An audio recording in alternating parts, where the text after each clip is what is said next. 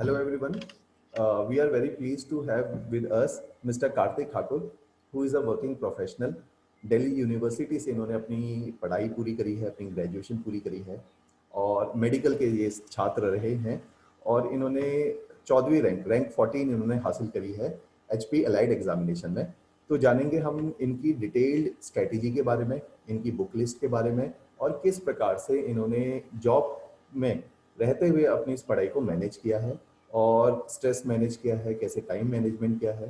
तो ये सारी बातें हम इनसे जानेंगे, starting with Mr. Kartik's introduction about his educational qualification and then coming to his parents और इनकी native place के बारे में जानेंगे। Yes, Mr. Kartik, please welcome here. You are very welcome here and please introduce yourself. Firstly, thank you for having me here. It's a pleasure being here. And मेरा नाम कार्तिक ठाकुर है. I've been born and brought up in Shimla itself. Shimla ही मेरी native place है और I did my schooling from St. Edward Shimla, class 1 to 12. And class 12 के बाद I went on to Delhi University, जहाँ I did my graduation in zoology honors from Ramjas College, Delhi University. 2017 में जब मैंने अपना college pass out किया तो उसके बाद एक साल में MSc में भी रहा दिल्ली यूनिवर्सिटी में ही, बट फॉर सम रीजन वहाँ बात नहीं बनी एंड एक साल बाद आई ड्रॉप आउट एंड उसके बाद 2018 में घर आके ही मेरी प्रॉपर प्रिपरेशन स्टार्ट हुई and currently I am working in the district and session court Kullu as a clerk and posted in civil court Punjab. Alright Kartik. अच्छा कार्तिक, प्लीज हमें बताइए कि कैसे आप अचानक से जो है मास्टर्स करने के दौरान में, है ना, MSc के दौरान में क्या ऐसा वाक्य आपके साथ घटित हुआ कि आप दोबारा अपने होम स्टेट आए और वहां पे आपने ये डिसीजन लिया कि नहीं, I will continue with my pursuit of कि एडमिनिस्ट्रेटिव सर्विसेज के अंदर मेरे को जाना चाहिए। क्या ऐसा वाक्य रहा आपके जीवन में? सर मेरा शुरू से यही था कि मुझे बहुत ही डाइवर्स टाइप के सब्जेक्ट पसंद थे। मुझे किसी भी एक सब्जेक्ट में बहुत ज़्यादा स्पेशलाइजेशन करना पसंद नहीं था एंड यही रीज़न था कि मुझे 11th से मेडिकल लेने के बाद भी MBBS करने का बिल्कुल मन नहीं था, बिकॉज एक सब्जेक्ट में इन डेप्थ पढ़ना I don't think that is something which I am good at. मुझे अलग अलग टाइप के सब्जेक्ट्स पढ़ना, फिलोसफी से लेके साइंस, हिस्ट्री, सब कुछ पढ़ना काफ़ी इंटरेस्टिंग है। तो मास्टर्स में आके भेड़ चाल में मास्टर्स में एडमिशन तो ले ली, तैयारी कर ली, बट वहाँ पे आके रियलाइज हुआ कि जब हमारा असली परस्यूट, हमारी कॉलिंग कुछ और है, तो it makes no sense to waste 2 years here. तो बहुत मुश्किल से तब मैंने अपना मन बना के फाइनली डिसाइड किया कि this is where I want to be and एक साल बाद I dropped out of it. Alright. और क्या पेरेंट्स आपके सपोर्ट में थे इस निर्णय को लेके? सर थैंकफुली मेरे पेरेंट्स ने कभी बहुत ज्यादा इंटरफेयर नहीं किया कि मैं क्या करना चाहता हूँ, क्या नहीं करना चाहता हूँ। अच्छा, तो फ्री हैंड था आपके पास इस चीज को लेके? ऑलमोस्ट। उनको एक बार कॉन्फिडेंस भी लेना जरूरी होता है, उसके बाद things work out. Okay, that's good. अच्छा, प्लीज हमें बताइए कार्तिक कि आपकी क्या वो किताबें रहीं, क्या वो सोर्सेज रहे जहाँ either they could be online offline, जिसके द्वारा आपने पढ़ाई करी है? प्लीज इनके बारे में कुछ बताइए। तो सोर्सेज की बात करें तो क्योंकि मेरी पूरी तरह सेल्फ स्टडी रही है, तो मेरे जितने भी सोर्सेज है ये काफ़ी हिट एंड ट्रायल मेथड से निकल के आए हैं। जब प्रिपरेशन मैंने स्टार्ट की तो कुछ टाइम में वही रैंडम पढ़ता रहा, किसी ने ये सजेस्ट किया, किसी ने वो, क्या वो पढ़ लो। तो काफ़ी टाइम बाद, कुछ टाइम बाद मुझे समझ आया कि फाइनल बुक लिस्ट है क्या, एंड बहुत ही छोटी सी बुक लिस्ट होती है, but it is only important कि आप उस पर चिपक के रहे, उन पर फेथ रखिए और उन्हीं को बार बार रिवाइज करें। एंड हिमाचल की अगर बात करें तो मेरा HS और एलाइड की काफ़ी कंबाइंड प्रिपरेशन स्ट्रैटेजी थी, तो मेरा बुक सोर्सेज भी काफ़ी उसी से रिलेटेड था। हिमाचल में कुछ बुक्स है, खासकर अगर आज हम एलाइड की बात कर रहे हैं, तो कुछ सोर्सेज है which are totally non unavoidable. इनको आई थिंक किसी भी एस्पिरेंट को बहुत सीरियसली लेना चाहिए। फर्स्टली क्योंकि यहाँ ऑब्जेक्टिव जीके काफ़ी पूछी जाती है, तो आप किसी भी एक ऑब्जेक्टिव जीके बुक को फॉलो कर सकते हैं, चाहे वो लूसेंट हो या अरिहंत हो, बोथ आर वेरी गुड।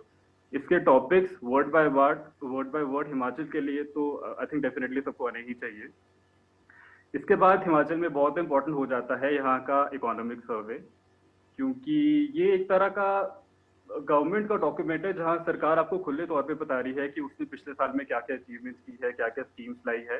तो बहुत ही ऑथेंटिक और रिलायबल डॉक्यूमेंट है एंड आई थिंक इसे बिल्कुल भी स्किप नहीं करना चाहिए। कि आप किसी भी इंस्टीट्यूशन का अच्छी एक समरी आती है, उसे लेके बाय हार्ट याद कीजिए। पहले सिर्फ HS पे फोकस होता था, लेकिन अब अलाइड में भी इकोनॉमिक सर्विस से बहुत ज्यादा अच्छे क्वेश्चन आ रहे हैं। एंड हिमाचल में थर्ड चीज तो बहुत इंपॉर्टेंट हो जाती है, वो है प्रीवियस ईयर क्वेश्चन पेपर, क्योंकि यहाँ verbatim word to word question repeat होते हैं। हमने एग्जैक्टली एंड जैसे अगर आप बात करें कि जिस साल जैसे अलाइट का एग्जाम होगा, तो इसका मतलब ये नहीं कि हम सिर्फ अलाइट के प्रीवियस डे के क्वेश्चन पेपर्स करेंगे। Himachal Pradesh public service commission ने जितने भी जो ग्रुप ए ग्रुप 2 के जितने भी एग्जाम्स किए हैं, उन सबके प्रीलिम्स के previous question papers will become very very important. And trust me, वो बहुत दुख होता है कि जब कुछ पेपर में ऐसा क्वेश्चन आ जाए जो लास्ट ईयर ऑलरेडी किसी पेपर में आया हो, लेकिन आपने वो पढ़ा ना हो पढ़ा और ना उसकी हो। वजह से गलत हो जाए। तो लेट्स मेक श्योर कि ये सिचुएशन आ ही ना पाए। एंड इसके अलावा जो बुक लिस्ट है वो काफी जनरल बुक लिस्ट है, वो सभी को पता है। पॉलिटी के लिए इवेंट फॉर लक्ष्मीकांत, हिस्ट्री के लिए स्पेक्ट्रम आती है मॉडर्न हिस्ट्री के लिए। एंशिएंट और मिडिवल हिस्ट्री मेरा इतना ज्यादा स्ट्रॉन्ग नहीं था, एंड क्योंकि उसमें मैंने बहुत महत्वपूर्ण ज्यादा भी नहीं है पेपर को लेके बहुत ज्यादा। एग्जैक्टली रेलेवेंट नहीं है, तो उस पर टाइम वेस्ट करने का कुछ ज्यादा फायदा है नहीं है। एंड ज्योग्राफी के लिए NCERT class 11 to 12 is more than enough. And economy भी मेरी कुछ स्ट्रांग नहीं थी, तो वो भी बेसिकली मैंने लूसेंट का जो ऊपर ऊपर का पोर्शन है वहीं से ऑब्जेक्टिव और थोड़ी प्रीवियस ईयर से किस टाइप के क्वेश्चन आ रहे हैं, इस केस में इकोनॉमिक सर्वे बहुत ज्यादा इंपॉर्टेंट बन जाता है। एंड अलाइड की बात करें तो दो टॉपिक्स जो स्पेसिफिकली अलग से मेंशन्ड है और काफी अच्छे से पूछे भी जाते हैं प्रीलिम्स मेंस दोनों में, वो है डिजास्टर मैनेजमेंट और गांधीयन स्टडीज।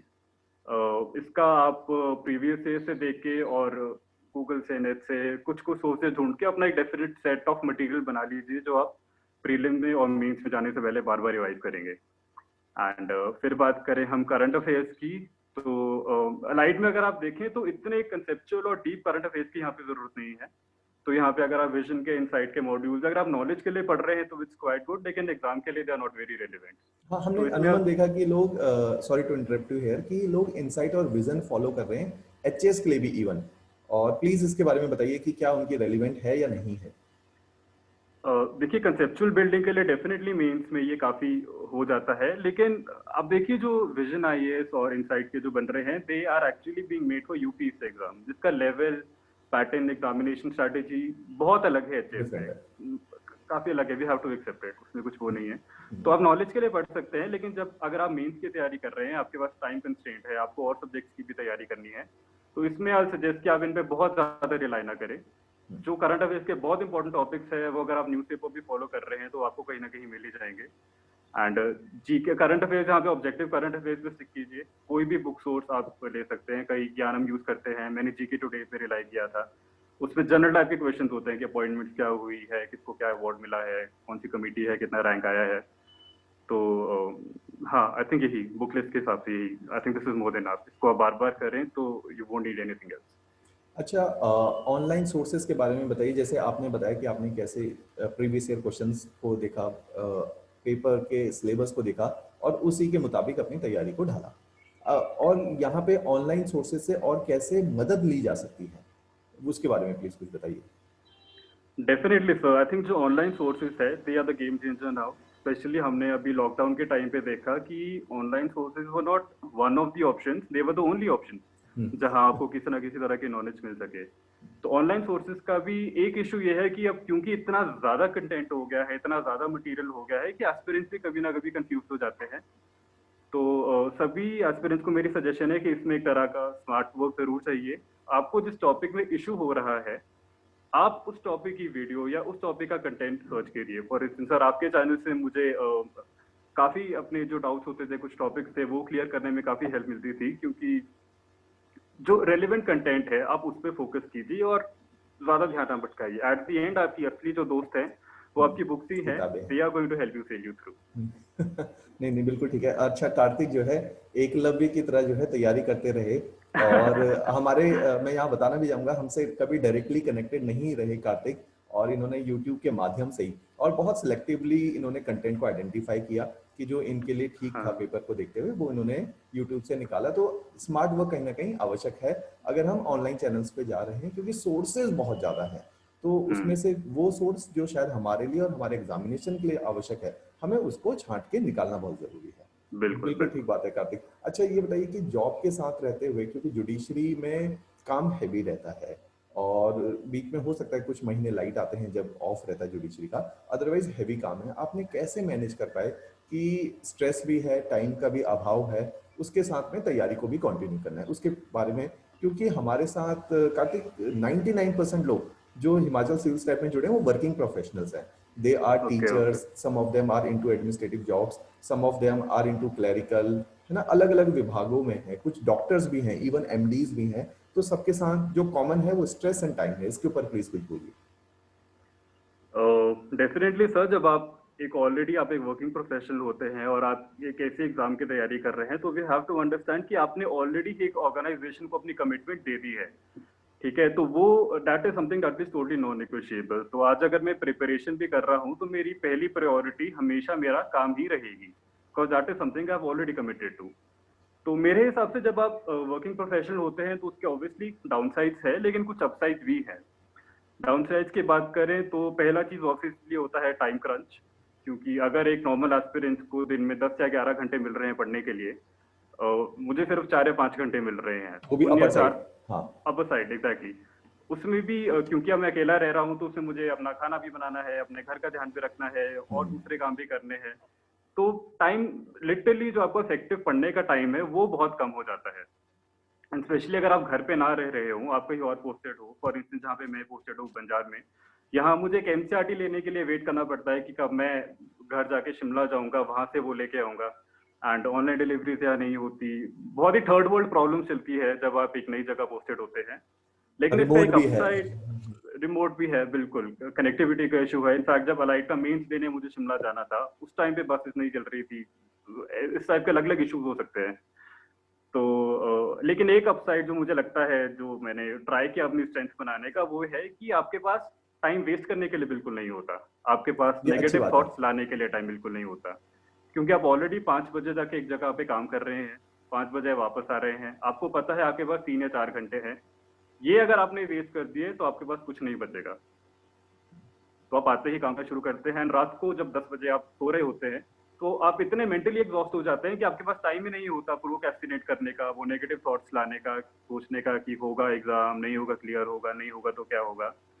तो आई थिंक लाइफ बहुत सैचुरेटेड हो जाती है और फोकस्ड हो जाती है। सही बात है, बिल्कुल बिल्कुल ठीक बात है। अच्छा, आपके साथ भी कभी ऐसे वाकया हुए कि जो है ऑफिस में बहुत स्ट्रेस है और जो है पूरे पूरे हफ्ते पढ़ाई नहीं हो रही, पूरा महीना कई बार जो है वो ब्लैकआउट हो गया, उससे कैसे रिकवर करें हम लोग, तो उसके बारे में प्लीज कुछ बताइए। डेफिनेटली सर, जब मैंने इनफैक्ट जब ज्वाइन किया था, स्पेशली एक पर्सन जिसको लॉ का कुछ आता पता नहीं है, जुडिशरी में एकदम से आ जाए तो इट बिकम्स वेरी हेक्टिक, वो भी एक नई जगह पे। इस पे करने का आई थिंक एक ही बहुत सिंपल सा तरीका है, टू रियलाइज द फैक्ट कि आप जो प्रिपरेशन कर रहे हैं आपने वो स्टार्ट क्यों की थी।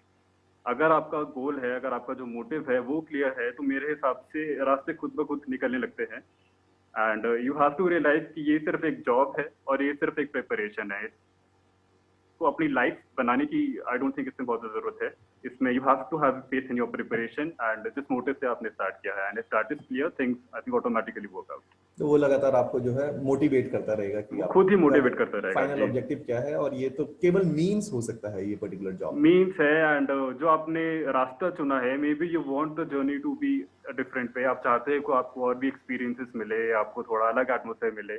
तो आई थिंक ज्वाइन करना आपकी चॉइस है and you have to live with it and learn with experience. बिल्कुल बिल्कुल। और कई बार हम जैसे बोलते भी हैं कि don't quit your job, at least you are lucky enough to have a job, exactly है ना। तो एग्जैक्टली। चाहे समय ज्यादा लगे, 2 कि 3 साल लग सकते हैं, लेकिन एटलीस्ट कि आपके पास एक सिक्योर जॉब है, वो बहुत ज्यादा आवश्यक है आज के समय में। बिल्कुल बिल्कुल, it makes lot of sense. अच्छा, अब थोड़ा सा लाइट करते हैं चीजों को। अब हमारे हमें अपनी कैसे, आप अपने को कैसे लाइट अप कर रहे थे कि आपने इस दौरान की जॉब भी चल रही, तैयारी भी चल रही है ना, और एक रिमोट लोकेशन है, शायद दोस्त भी नहीं है वहां पे, हैंग आउट नहीं कर पा रहे हैं, कहीं घूम फिर नहीं पा रहे, तो कैसे अपने आप को, what were your area of interest और your hobbies, I would say, कि जो आपको थोड़ा सा लाइटन अप करती। डेफिनेटली सर, आई थिंक जब आप एक ऐसा एग्जाम तैयारी कर रहे हैं which is like so huge, इतना कॉम्पिटिटिव है, तो हॉबीज रखना और things to light you up, they automatically come very important.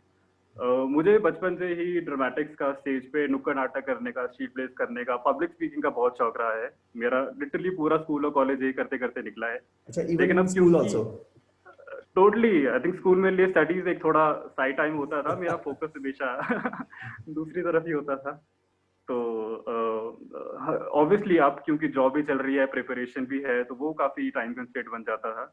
इसलिए इसको यूज करने के लिए मैंने यूट्यूब पे अपना चैनल बनाया, जहाँ पे जब भी कुछ माइंड में बहुत स्ट्रेस होता है, हेक्टिक होता है, तो कुछ रेलिवेंट एमेच्योर सी वीडियो बना के डाल दो, and it gives you a sense of accomplishment कि आप स्ट्रेस लेने के बजाय आपने अपनी फ्रस्ट्रेशन एक वीडियो में निकाल के बाहर डाल दी है, and that could be anything. वो किसी को दिखाने के लिए या कुछ करने के लिए नहीं है, जस्ट फॉर योर सेटिस्फैक्शन। इसके अलावा क्योंकि मैं साइंस का स्टूडेंट रहा हूँ, तो मुझे, क्योंकि ये बंजार है और तीर्थन वैली में पड़ता है, इट्स अ ब्यूटीफुल प्लेस, तो यहाँ पे मैं कभी कभी अपनी खुद ही छोटे छोटे हाइक्स लेके वहाँ जाना, वहाँ की बायोडाइवर्सिटी को स्टडी करना, जो स्पीशीज की नोमेनक्लेचर देखना, उनका आइडेंटिफिकेशन करना, इसमें मुझे काफी इंटरेस्ट था शुरू से ही। तो आई थिंक या these are the little little things, और यही है जो आपकी जर्नी को फ्यूल करते हैं, और it keeps you happy through out the journey. Okay okay, अगर अगर कार्तिक जब ज्वाइन करते हैं अपनी इस पर्टिकुलर जॉब से निकल के नेक्स्ट जॉब में, और उन्हें अगर टाइम अलाउ करे, है ना, तो what would you like to do कि जो है हमारे पास अब एक्सेस टाइम है और आपको लगता है कि हाँ अब शायद मेरे को थोड़ी सी प्रोफेशनल सेटिस्फेक्शन भी मिल गई, मैं एक एडमिनिस्ट्रेटिव जॉब में चला गया हूँ, तो what would you like to do, और आप अपने जो है क्या ऐड ऑन करेंगे अपनी दिनचर्या में? डेफिनेटली, जैसे मैंने बताया, मुझे क्रिएटिव चीज का काफी इंटरेस्ट है, तो मैं एक पॉडकास्ट मैंने काफी टाइम पे शुरू पहले किया था स्पॉटिफाई पे, एंड आई रियली होप कि मैं उसको बिल्ड करूँ थोड़ा प्रोफेशनल सेटअप के साथ, एक बहुत बेटर कंटेंट के साथ उस पे चीजें डालूं and make things look quite professional.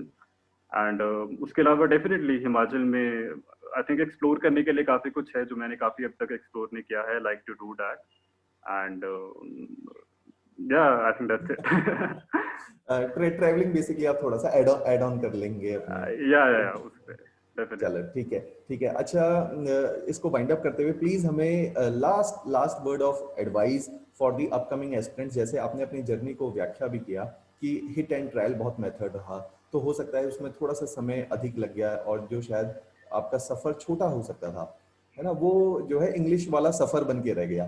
तो उसके लिए थोड़ा सा बताइए कि कैसे शॉर्टन अप करें, है ना, और अपने को लगातार चैनलाइज भी रखें। सबसे पहले तो आई थिंक सफर मेरा लंबा नहीं रहा, बट जितना मैंने प्लान किया था ऑलमोस्ट उसके हिसाब से मुझे मेरा टारगेट मिल गया। तो बाकी एक्सपीरियंस के लिए मेरे यही है कि सबसे पहले प्लीज अंडरस्टैंड कि आपकी स्ट्रेंथ क्या है और आपकी वीकनेस क्या है। I think very it's a beautiful, very हाँ, पर्सनलाइज्ड बहुत अप्रोच। बहुत जरूरी है, बहुत जरूरी, बहुत अच्छी बात कही आपने। एंड प्रॉब्लम ये है कि हम ये जो वन साइज फिट ऑल वाली अप्रोच है, ये अपनाने की कोशिश करते हैं, किसी और टॉपर की स्ट्रैटेजी उठा के कॉपी पेस्ट करने की कोशिश करते हैं, and trust me it won't work. क्योंकि हम सबका बैकग्राउंड अलग है, हम सबकी एजुकेशन क्वालिफिकेशन अलग है, हमारी स्ट्रेंथ अलग है, तो हमारी जो स्ट्रैटेजी है वो भी बहुत एक तरह से पर्सनलाइज ही होनी चाहिए। तो पहला काम तो सभी आई थिंक एक्सपीरियंस को यही करना चाहिए कि अपनी स्ट्रैटेजी को पर्सनलाइज कीजिए। हो सकता है कि आप ऑब्जेक्टिव जीके में अच्छे हो, आपको मेंस में थोड़ी दिक्कत हो सकता है आपकी राइटिंग थोड़ी खराब हो, तो अपने एरियाज को आइडेंटिफाई करके उन पे काम करना I think is very very important. क्योंकि यहाँ पे एक पर्सनलाइज अप्रोच, जैसे मैंने कहा, बहुत ज्यादा इंपॉर्टेंट हो जाती है। And remember, at the end of the day, it's just an exam. It can be a part of your life. It can be an important part of your life, but it cannot be your life. Life right, is much beyond all this. And I think हमारा जो self worth है, that cannot be determined by कि इस हमारा एक prelims में exam clear नहीं में हुआ या या हमने टॉप किया। I think life is beyond all this. Yes, very very well said कि जो है कहीं ना कहीं इमोशंस के अंदर बॉग डाउन होने की भी आवश्यकता नहीं है ना, कि Exactly right. नहीं हुआ तो नहीं हुआ। आज नहीं तो That's जैसे destiny. कुछ समय पहले मोहित शुक्ला जी से भी बात हो रही थी, तो उन्होंने बहुत अच्छी बात कही कि जो है लगातार प्रयास करते रहो, आज नहीं तो कल इधर आ ही जाओगे। हम भी ऐसे ही आए हैं, हमें 2 के नहीं 4 साल लगे हैं, तो प्रोसेस वही रहेगा। बिल्कुल बिल्कुल exactly. चलो, थैंक्स अ लॉट कार्तिक हमारे साथ जुड़ने के लिए और अपने वैल्यूएबल एक्सपीरियंस को शेयर करने के लिए, और वो सारे एस्पिरेंट जो शायद आपको आज सुन पाएंगे और आने वाले समय में सुन पाएंगे, तो उनके लिए बहुत हेल्पफुल होंगी ये सारी बातें कि आपकी जर्नी से वो कुछ सीख पाएंगे। Thanks Kartik, thanks a lot. Thank you for having me, sir. Thank you so much.